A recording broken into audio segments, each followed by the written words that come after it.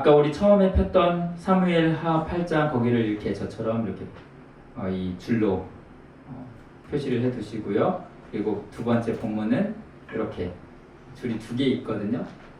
이렇게 해 두시면 이따가 찾을 때, 성경을 찾을 때 쉬울 것 같습니다. 여러분, 우리는 살아가면서 종종 이런 믿음의 고백을 합니다. 모든 것을 하나님께 맡겼습니다. 하나님이 뜻대로 하실 줄을 믿습니다. 어떻게 보면 참 귀하고 아름다운 고백 같습니다. 그런데 이 맡긴다라는 말이 때로는 아무것도 하지 않음을 정당화하려는 핑계로 들리지는 않습니까? 많은 성도들이 오해하는 게 있어요.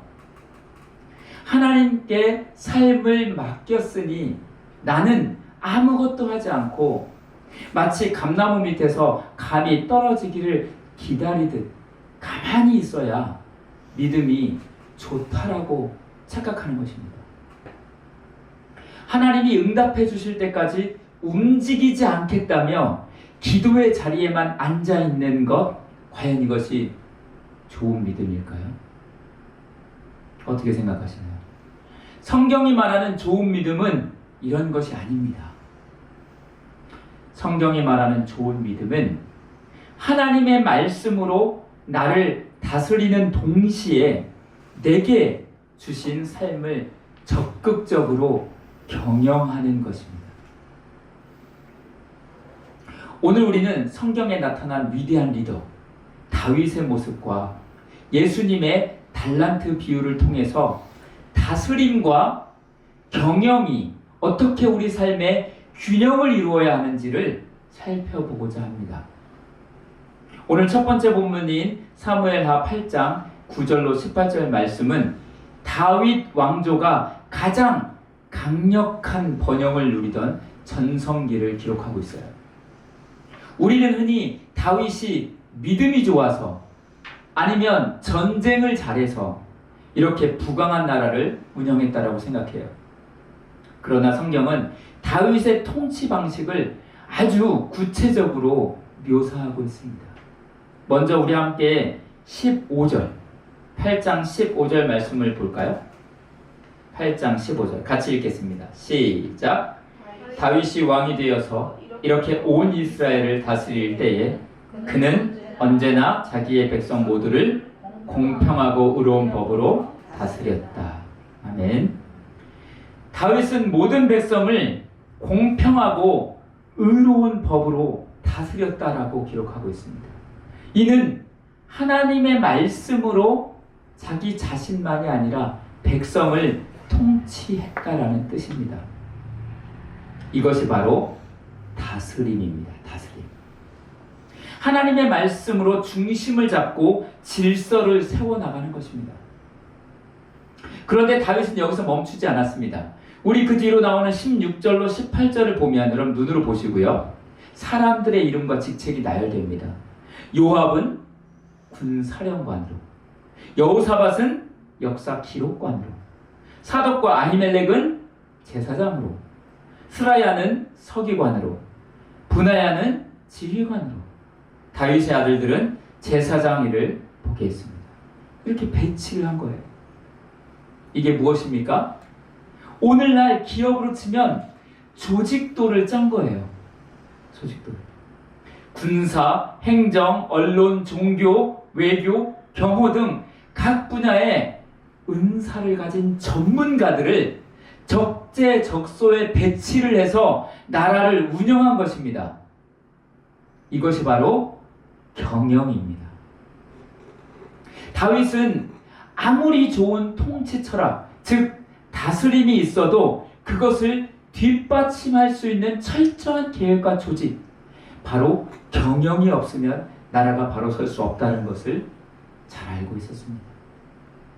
반대로 경영을 위한 시스템만 잘 짜여 있고 통치를 위한 다스림이 없다면 곧 나라는 부패할 것을 또 잘 알고 있었습니다.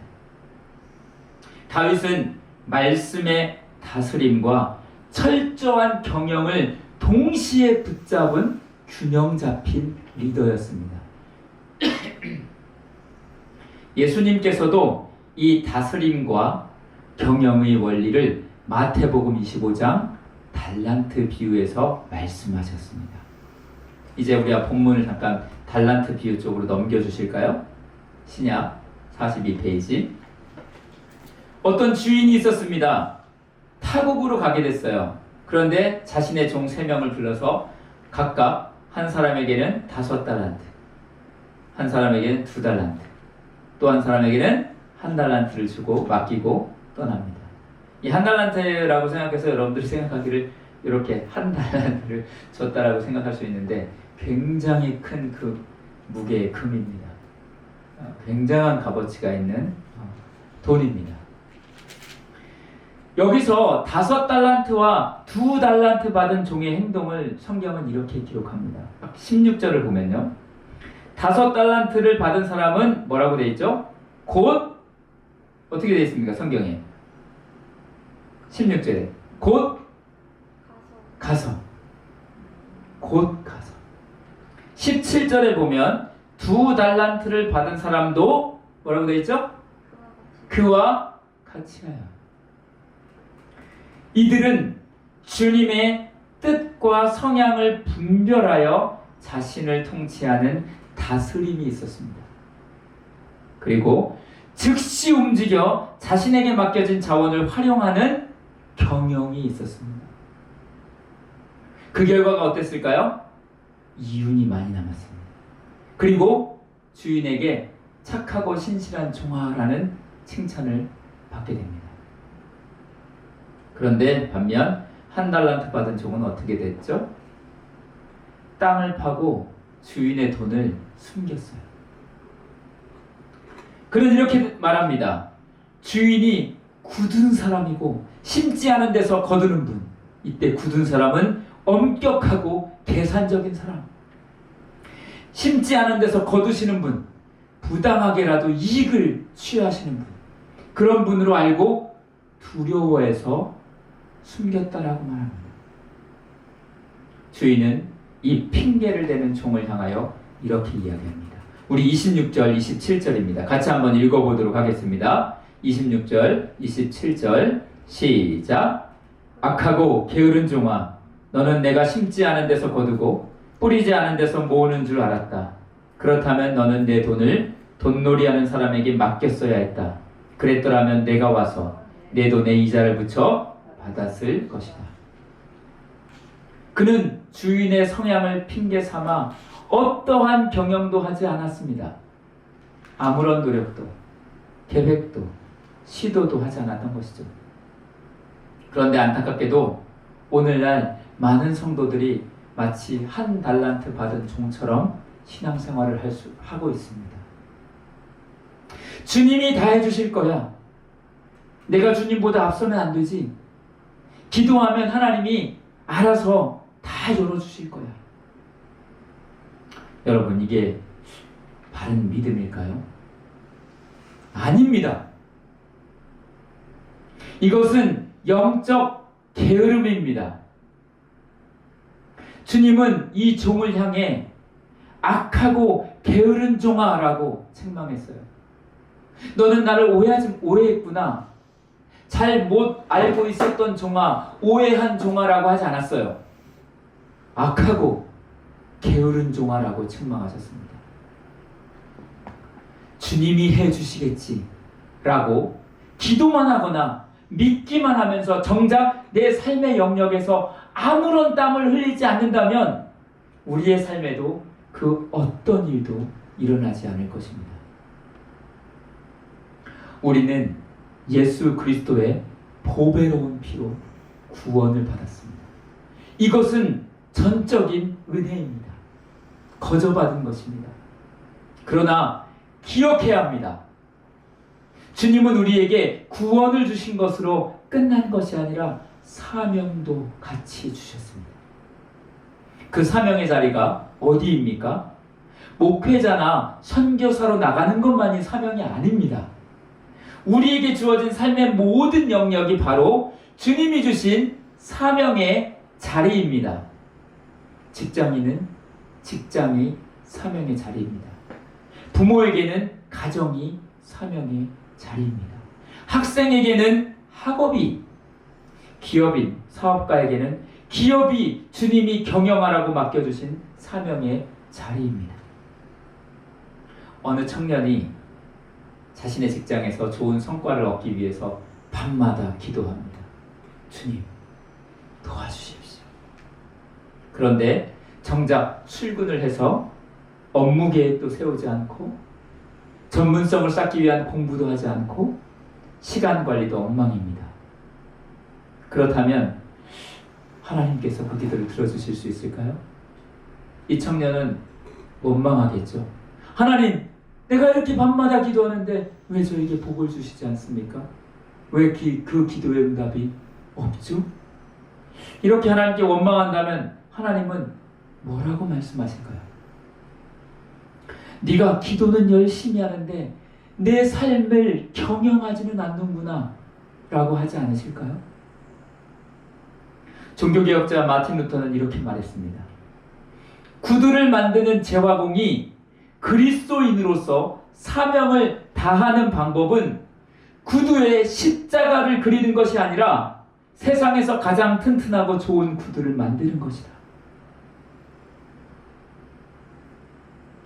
우리의 삶을 철저한 계획과 성실함으로 경영하는 것, 이것도 말씀 앞에서 자신을 다스리는 것과 동일한 예배요 사명을 이루는 길인 것입니다.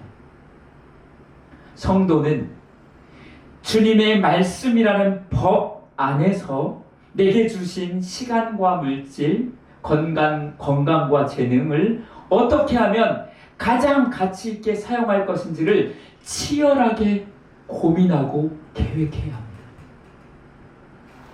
사랑하는 성도 여러분, 오늘날 이 균형점을 놓치고 방황하는 성도들이 너무 많습니다. 어떤 한 부류는 말씀은 풍성한데 정작 자신의 삶을 경영하지 못하는 사람들이 있습니다. 성경 지식은 박식하고 기도는 유창합니다. 그런데 정작 자신의 시간, 재정, 건강, 인간관계 이러한 것들은 무질서와 나태함 속에 방치해 둡니다. 삶의 계획이 없고 늘 즉흥적이거나 충동적입니다. 이런 사람에겐 삶의 열매가 맺힐 수 없습니다. 또 한 부류는 자신의 삶은 누구보다 열심히 경영합니다. 그러나 그 속에 말씀이 없는 사람입니다. 스케줄러를 빡빡하게 채우고 자기 개발을 하고 재테크를 하며 성공을 향해 달려갑니다. 그러나 그 속에 하나님의 공평하고 의로움, 즉 말씀의 다스림이 없습니다.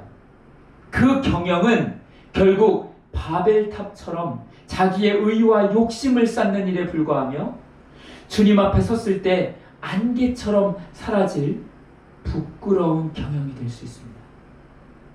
이 두 부류의 사람들은 모두 균형을 잃은 성도들인 것입니다. 이제 말씀을 맺고자 합니다. 하나님은 오늘 우리에게 하나님 안에서의 통치, 곧 다스림과 철저한 삶의 경영을 요구하십니다. 이번 한 주간 삶의 자리로 나아갈 때 여러분 먼저 하나님의 말씀 앞에 무릎 꿇으십시오. 말씀으로 나의 성품을 다스리고 나의 욕심을 다스리고 나의 생각을 다스리십시오. 그리고 그 말씀의 은혜를 힘입어 힘차게 일어나십시오. 내게 주어진 하루 24시간을 어떻게 값지게 쓸지 계획표를 짜십시오. 맡겨진 영역에서 최선을 다해 전문성을 기르고 땀을 흘리십시오. 그래서 주님 앞에 서는 날 이렇게 칭찬받았으면 좋겠습니다. 우리 마태복음 25장 21절 이 말씀을 같이 읽고 마무리하겠습니다. 같이 읽겠습니다. 시작. 그의 주인이 그에게 말하였다. 잘했다 착하고 신실한 종아, 내가 적은 일에 신실하였으니 이제 내가 많은 일을 내게 맡기겠다. 와서 주인과 함께 기쁨을 누려라. 아멘.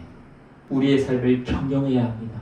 이 시간 이 말씀을 깊이 생각하며 주님, 저희 안에 다스림과 경영이 조화를 이루며 균형감 있게 주님의 일들을 힘있게 살아낼 수 있는 성도가 되게 해주십시오. 같이 함께 기도하겠습니다. 사랑의 아버지 하나님, 은혜를 진심으로 감사합니다. 아버지 하나님, 주의 말씀이 내 안에 흐려지지 않게 하여 주옵소서. 주님의 말씀이 저를 통치하게 하여 주옵소서. 또한 그 통치 안에서 저의 삶을 성실과 정직으로, 또한 계획으로 아버지 잘 경영할 수 있도록 은혜를 베풀어 주옵소서. 가만히 앉아있는 것이 아니라, 게으른 것이 아니라 주님의 말씀을 붙들고 제게 주어진 모든 삶의 영역에서 주님 앞에 열매를 맺혀드릴 수 있는 경영하는 사람이 되게 하여 주옵소서. 주님, 주의 말씀이 제 안에 심기어지게 하시고 이 말씀을 경영할 수 있는 순종의 역사가 제 삶에 일어나게 하여 주옵소서. 기도하게 해 주옵소서. 말씀 보게 해 주옵소서. 이웃을 향하여 나가게 해 주옵소서. 만나는 사람들에게 그리스도의 향기가 되게 해 주옵소서. 주어진 일터 속에서 성실하게 일들을 감당하게 해 주옵소서. 아버지 하나님이여, 모든 것들을 조화롭게 아버지 앞에 성실함으로 감당할 수 있도록 은총을 베풀어 주옵소서. 주님 앞에 맡은 자로서 최선을 다하며 저에게 주어진 모든 영역을 주님 앞에 성실히 감당해낼 수 있는 은혜를 허락하여 주옵소서. 우리 모든 성도들이 그렇게 되기를 소망하며 예수님의 이름으로 기도합니다. 아멘.